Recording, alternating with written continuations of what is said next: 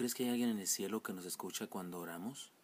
Sí, mi amor, Dios, nuestro Padre, Dios Todopoderoso que está en el cielo cuidándonos, nos ama. ¿Y tú crees que hay alguien en la tierra que me ama y quiera vivir conmigo a pesar de lo que soy? Sí, mi amor, claro, yo te adoro. Vientos. Entonces sí me voy a levantar este día.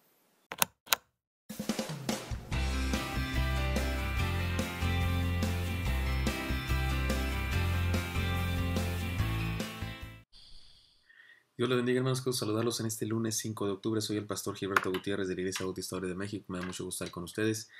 Iniciamos una semana, iniciamos con un devocional. Seguimos con la misma serie de devocionales que se llaman Decisiones de Líder. Estamos con el reinado de Acaz. Recuerdan ustedes, capítulo 28 de Segundo de Crónicas. Ahora leeremos versículos 12 al 15. Recuerdan ustedes, es un rey malo, necio, perverso, idólatra, y le está yendo bastante mal en su reino. Ha tenido derrotas terribles. Y ahora estamos enfocados en lo que han estado haciendo los vencedores, los que le ganaron, los que destruyeron su ejército. Bueno, fueron cautivados, fueron hechos presos muchos de sus soldados y fueron llevados a Samaria, el reino del norte, en Israel. El reino del sur es Judá, recuerdan ustedes. El rey Acaz es del rey de Judá. Y llevan a estos cautivos a Samaria y pasa algo aquí interesante. Se levanta un profeta, se llama este profeta Obed, y les dice que están haciendo mal a los guerreros, que eso no agrada a Dios porque son sus hermanos, son descendientes de Abraham, son de la misma nación, aunque están divididas en dos reinos, y le dice que está mal que hagan eso. Y bueno, unos líderes del pueblo en Samaria hacen lo siguiente. Vamos a leer ahora entonces versículos 12 al 15 de Segundo de Crónicas 28. Se los leo, dice así. Entonces se levantaron algunos varones de los principales de los hijos de Efraín, Azarías, hijo de Joanán, Berequías, hijo de Mesilemot, Ezequías, hijo de Salum, y Amasa, hijo de Alai, contra los que venían de la guerra. O sea, se levantaron estos príncipes también en Samaria y le dicen a los que vienen de la guerra, a los que traen los cautivos, los confrontan, los increpan y les dicen así. Les dijeron: no traigan aquí a los cautivos, porque el pecado contra Jehová estará sobre nosotros. Vosotros tratáis de añadir sobre nuestros pecados y sobre nuestras culpas, siendo muy grande nuestro delito y el ardor de la ira contra Israel. Entonces el ejército dejó los cautivos y el botín delante de los príncipes y de toda la multitud. Y se levantaron los varones nombrados y tomaron a los cautivos, y del despojo vistieron a los que de ellos estaban desnudos. Los vistieron, los calzaron y les dieron de comer y de beber, los ungieron y condujeron en asnos a todos los débiles y los llevaron hasta Jericó, ciudad de las palmeras, cerca de sus hermanos, y ellos volvieron a Samaria. ¿Cómo la ven? La escena es esta, para que la entendamos bien. Seguramente la mayoría lo entiende, pero déjenme recrearlo una vez más. Vienen de la guerra estos soldados de Israel, del reino del norte, y traen cautivos del reino del sur de Judá, de los súbditos de Acaz. Los traen amarrados, seguramente algunos desnudos, es evidente aquí algunos desnudos, algunos heridos, amarrados, cautivos como esclavos, y los traen a Samaria, y se levantan estos príncipes que están acá y les dicen a los soldados: no, no hagan eso. Y los soldados dicen: pues aquí están, pues se los entregamos, ¿qué quieren? Y con todo y todo, con el botín y todo, lo que habían robado, las armaduras, las espadas, la ropa que les habían quitado, los mantos que traían, las carpas o yo qué sé, porque hay cosas enseres que se usan en la guerra. ¿Y qué hacen estos príncipes? Los regresan. Y como hay unos que están debilitados, los llevan en asnos hasta Jericó, una ciudad del reino de Judá, para que ahí cerca de sus hermanos, pues vayan por ellos y lo recojan y todo esté bien. Digamos que agarraron a los heridos de guerra y los llevaron más cerca de los propios, eran enemigos de los del norte, pero eran propios de ellos, de los cautivos. ¿No les parece? Me parece muy linda esta escena. Es una escena de amor, de solidaridad, y por eso le llamo a esta enseñanza la siguiente: la solidaridad, la elección de la ética relacional. La solidaridad, la elección de la ética relacional. ¿Se acuerdan? Para ubicarnos, estamos aprendiendo decisiones de líder. Las decisiones de líder, hemos hablado de la conversión, la elección del camino; el discipulado, la elección de un estilo de vida; la perseverancia, la elección de una fe; y el último devocional, el viernes, le llamamos a este principio, a esta enseñanza, el estudio, la elección de la fuente de autoridad. Y ahora, esta es la enseñanza, la solidaridad, la elección de la ética relacional. Uno debe elegir cómo va a relacionarse con las demás personas.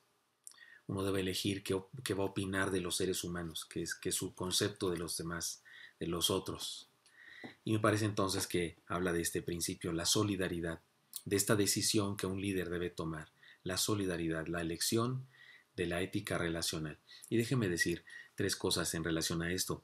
Valoremos al ser humano por encima de lo material, valoremos al ser humano por encima de la materia. Estos personajes, estos líderes de Efraín se levantan y dicen, oigan, ¿qué les pasa? Estamos haciendo mal y esto va en contra de la voluntad de Dios. Y la verdad es que consideran más valioso el ser humano que el botín, que las cosas. ¿Se acuerdan cómo decía, lo hemos dicho aquí en varias ocasiones, Emmanuel Kant, este filósofo que estudiamos en la preparatoria y se sigue estudiando pues en la universidad, los que estudian filosofía, pero él decía, las cosas se hicieron para usarse, las personas para amarse. Es inmoral usar a las personas y amar las cosas. Y tristemente en este mundo que vivimos así es.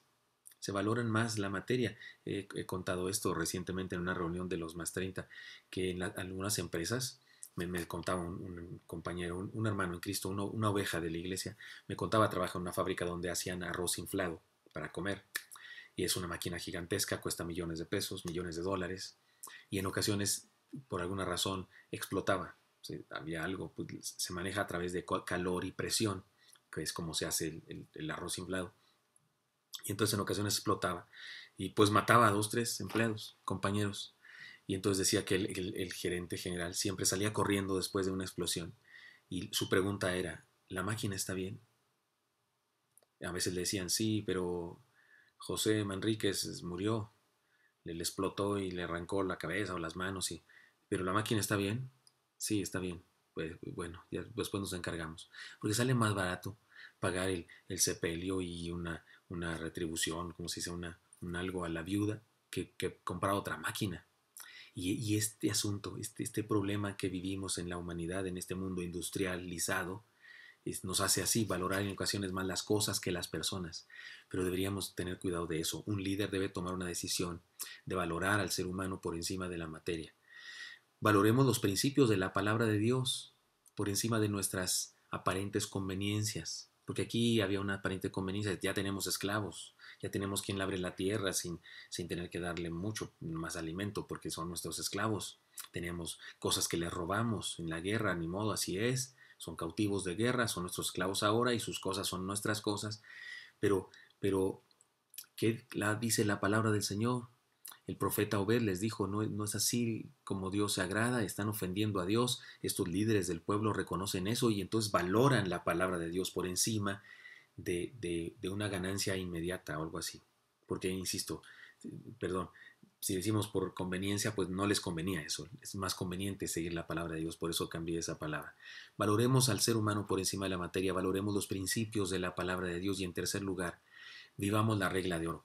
Aunque todavía no aparecía el Señor Jesucristo cuando esto sucede, estos hombres están aplicando la regla de oro. ¿Se acuerdan? La regla de oro del Señor Jesús es, haz a otro lo que quieres que te hagan.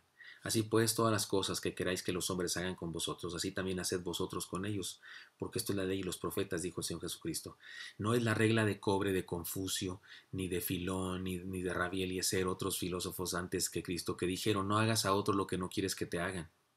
Jesús nunca dijo eso. La regla de Jesús es la regla de oro, no la regla de cobre.